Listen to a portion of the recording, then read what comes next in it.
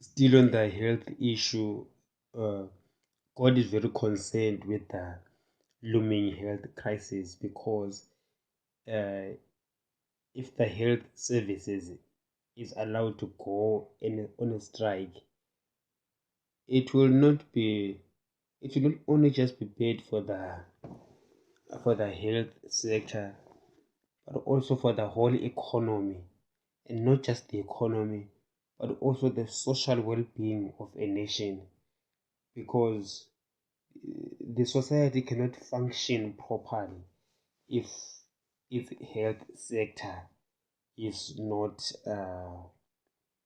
in a good condition.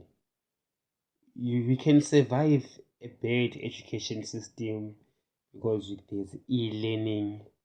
You know, we can survive a manufacturing crisis by importing goods and importing goods. Yes, you can survive a banking crisis by you know even exporting the banking services or banking outside the country and keeping money under the blanket. But you cannot survive as a society a, a health system breakdown, because you cannot all tell yourself that you will go out of the country when you are sick. It's a physical nightmare. Not everyone can go outside the country just to go to the clinic. So, bearing that in mind, with the economy doing what it is doing in Zimbabwe, it is critical that the government thinks creatively around its health policies. And as I said in the previous video, that uh, it will be prudent for the government to issue treasury bills with long-term maturity, I'm sure maybe a 5 year or 10 year, and not get it from the private sector or from the IMF. Now, there's a reason why I'm going to say that. That do not issue treasury bills of this nature to the private players as yet, or the AI, or even borrow money from any international organization. I will tell you the reason why. The reason is this: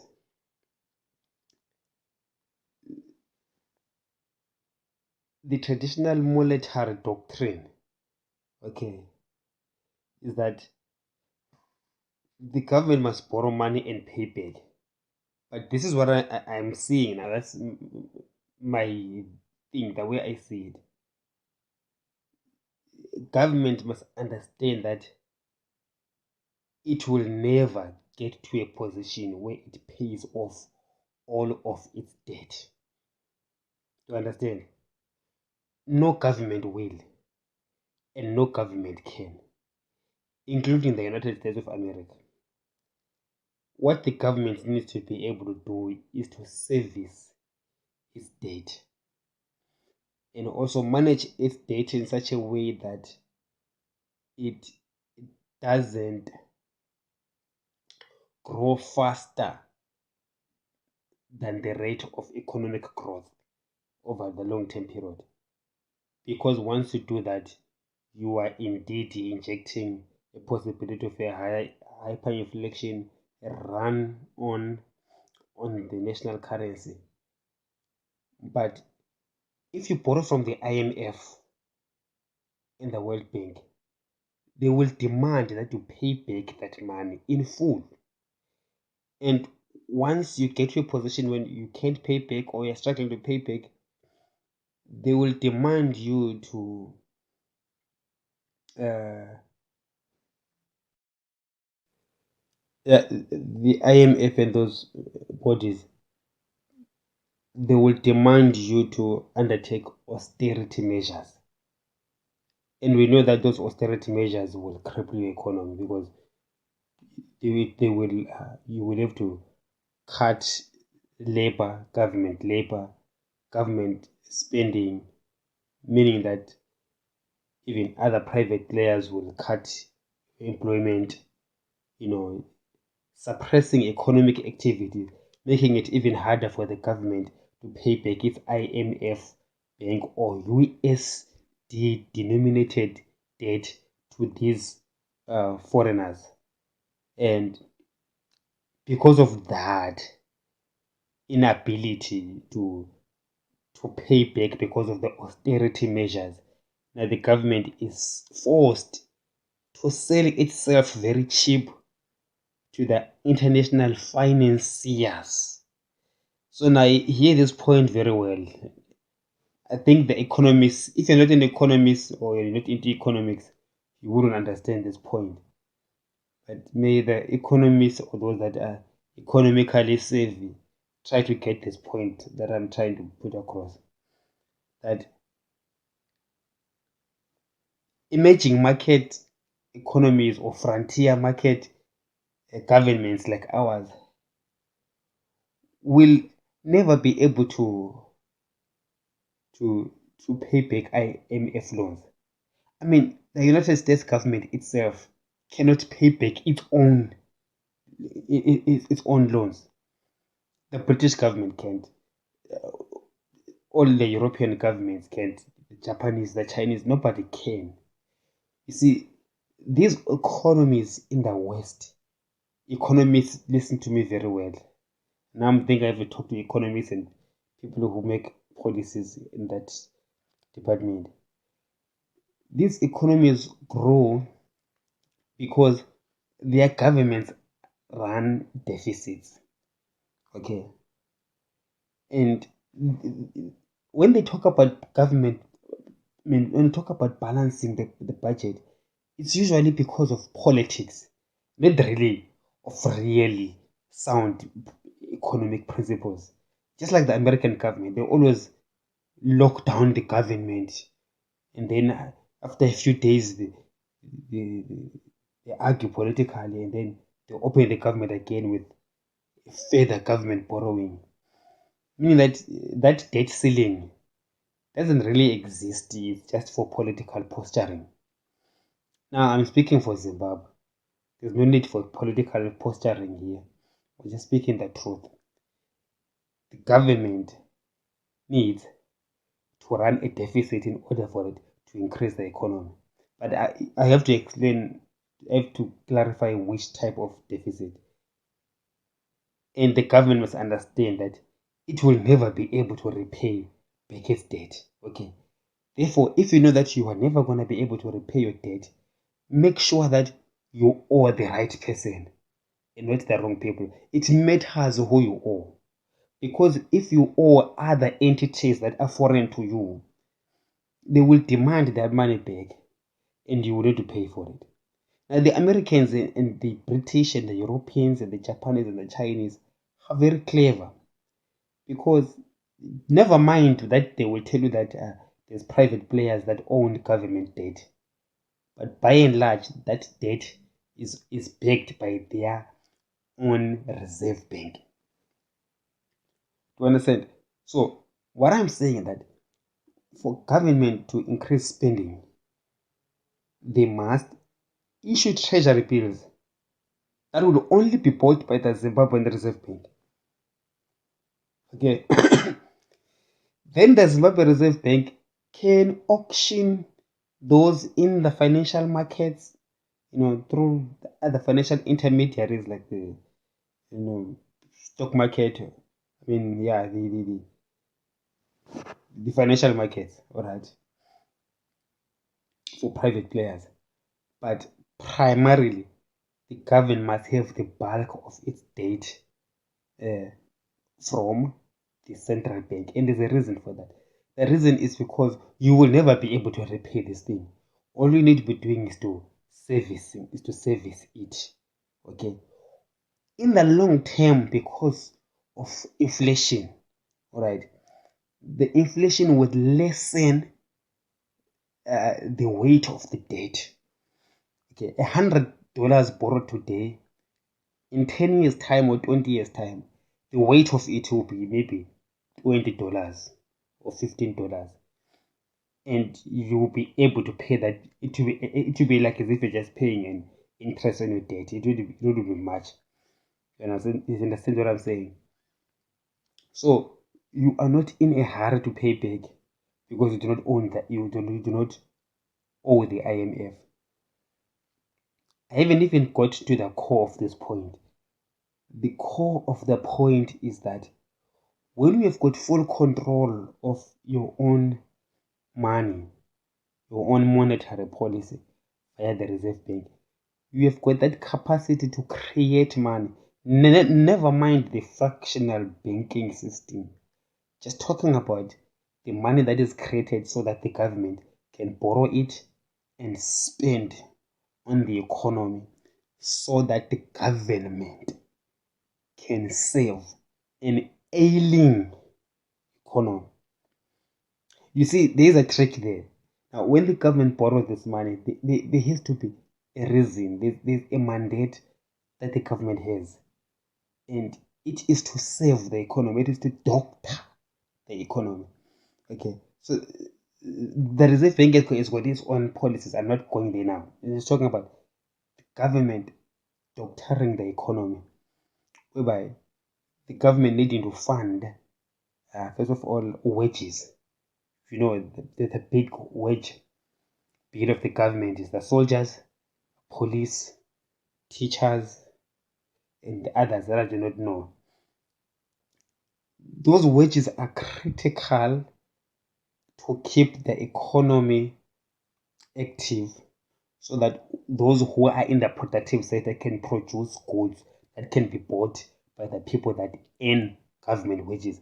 So those people must be earning good wages. So you see, if the government is printing its money or getting money from the Reserve Bank, they are able to give their people good wages because there isn't really a cap on the debt that the government can take. You understand?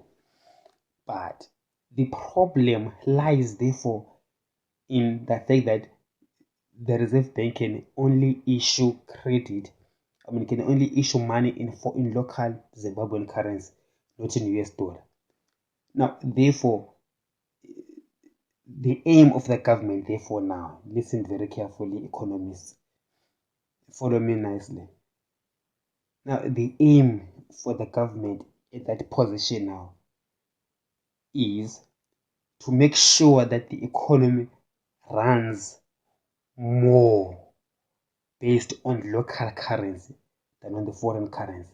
Meaning that you don't want an over-reliance on exports, but you want, an over-reliance on imports, but you want to grow your own local industries and export for that needed foreign currency. Of course, you will need foreign currency for certain things that you cannot find locally.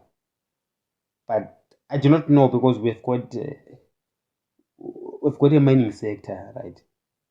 When they sell that, what happens to the foreign currency that we get from selling our gold and diamonds and stuff like that, and tobacco?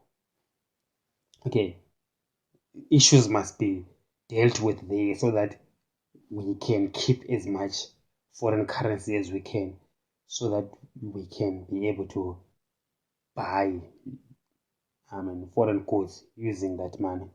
But the issue I'm saying is that once the government can have this money that it borrows and pays its wages and also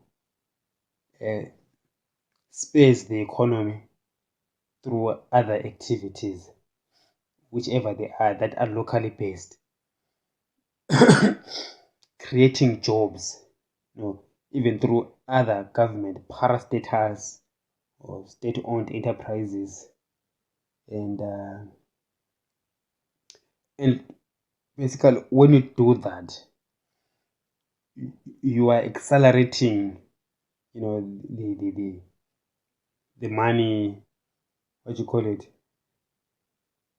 the exchange of money within the economy, the velocity of money within the economy. So that would be a government-induced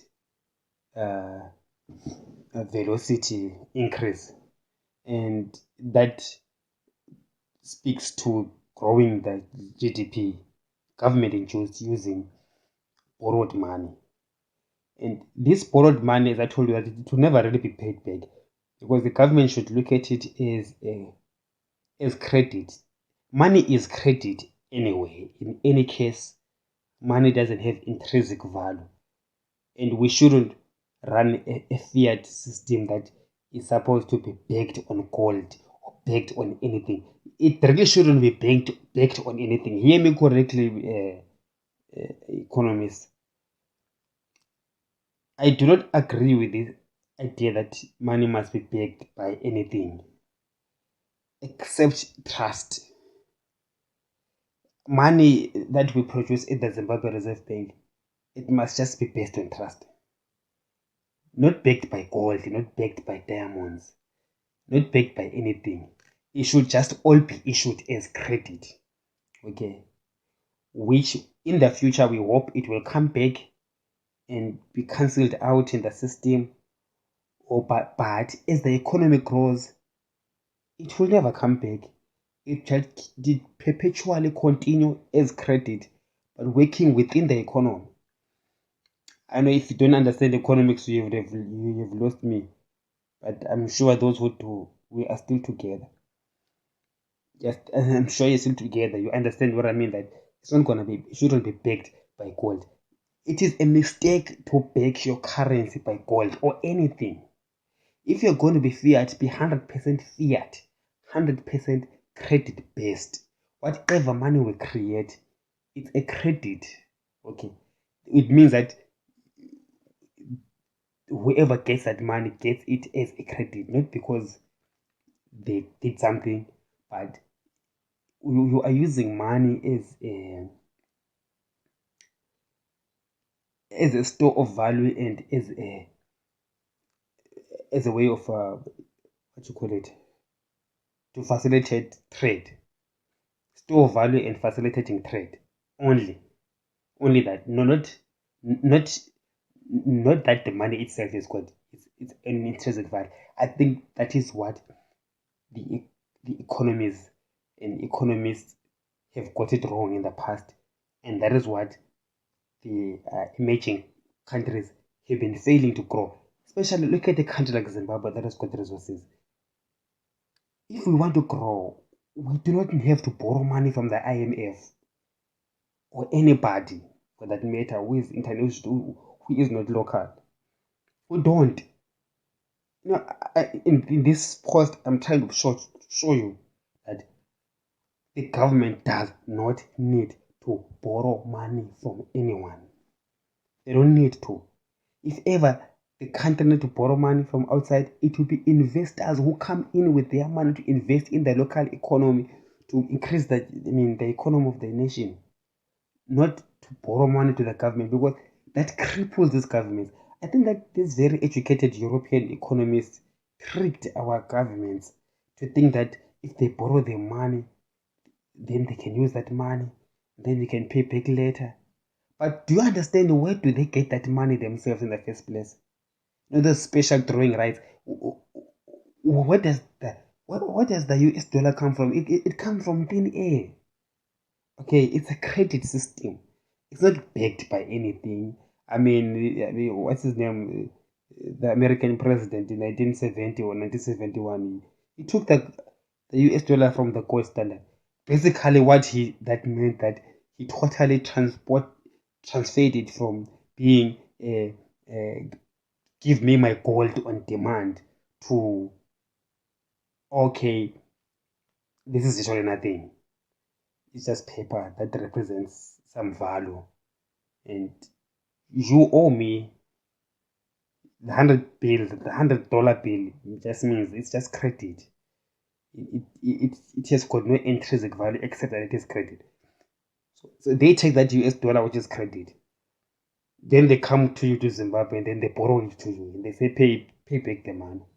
But when they borrow their own government, their government doesn't pay back the money. Instead, they borrow some more to service the debt. Do you get that trick? If the government cannot pay back its debt, if it cannot service its debt, borrow some more to service the debt. Okay. Over time, the inflation rate will help you one, but what will really help you more isn't the inflation rate. What will help you more is the increase in economic activity within the nation. That GDP growth. GDP growth is really speaks, the important GDP growth indicator is the expanding economic activities. I'm talking about increasing factory output from 10 factories to 15 factories, 20 factories. As long as you keep on opening factories around the country, production around the country, you are getting your people to be working, earning wages, producing goods and services. All that is fueled by this credit money I'm talking about. Whether it is the government that is increasing the production through its borrowing, or it is the local businesses that are getting money from the reserve bank, from their own banks, which also creates money through the fractional reserve banking system. All of it is credit, you understand? But you do understand that with businesses, they will pay back that money because those are smaller investments, and the government also will pay back. If they don't have, they borrow some more. Now, as I told you, that therefore in this kind of setup, the value of the currency is trust. Trust just means that trust. Like, what does trust mean? Trust. If there is no trust in the government, you can do whatever you want. The economy will fall. You will never have growth in Zimbabwe. Because to inspire trust in the local currency, so that people don't always get that local currency and convert it to a US dollar, there has to be confidence in the local ecosystem of money. And I've told you that I am actually trying to wash away this foreign miseducation about economics. I know it's popular economics around the world, because you must understand, Africans, that for true liberation, we need to fully liberate ourselves from the kind of education that we have received, and question it and really ask ourselves, does it really make sense? Does it really work? Because as I've just been explaining to you, that the American system works on credit, and it works for them. Their economy expands. But when it comes to us, they take their credit that they get really for free. They come and demand that we pay back that money. When they never pay back the money. Understand? Basically, the point I'm saying, that the government must take money that will never pay back, essentially. But of course, you are servicing the debt. Of course, if you can't service the debt, you take more debt to service the debt, which is the same thing as never paying back the money. The modern monetary theorists who are trying to qualify why Europe and America and other countries should not be worried about the spiraling new money created, and that the US dollar will not fall, because really the new credit goes into the economy. As long as we keep on producing, you're fairly safe. Our economies fall, or our currencies fall, because of the lack of confidence in the system. Because we build systems that are based on mistrust, hating each other, jealousy, destroying each other, stealing. Let me tell you something about this stealing and this corruption in government. It's very easy how to solve it altogether. Let me give you the Holy Ghost anointed answer how to deal with corruption. Let me tell you, there's nobody who's corrupt. Okay. People are trying to figure out ways of how to economically advance themselves, and the ways in which they're doing them are wrong, because they will only be correct if we are all all come out in the open and say, this is what I'm doing. Okay, why are you doing it? It's because of that. Let's set rules that will enable everybody to make money. As I told you that money is credit. If you want money, we just print it and give to you. But really, the real wealth of a nation is not money. The real wealth is the goods and services that is produced. We have got goods under the earth. We've got rare earths. We've got all these mineral resources that can be used to make real goods, the real electronics, real cars, houses. These are the goods and services that really don't matter. You understand?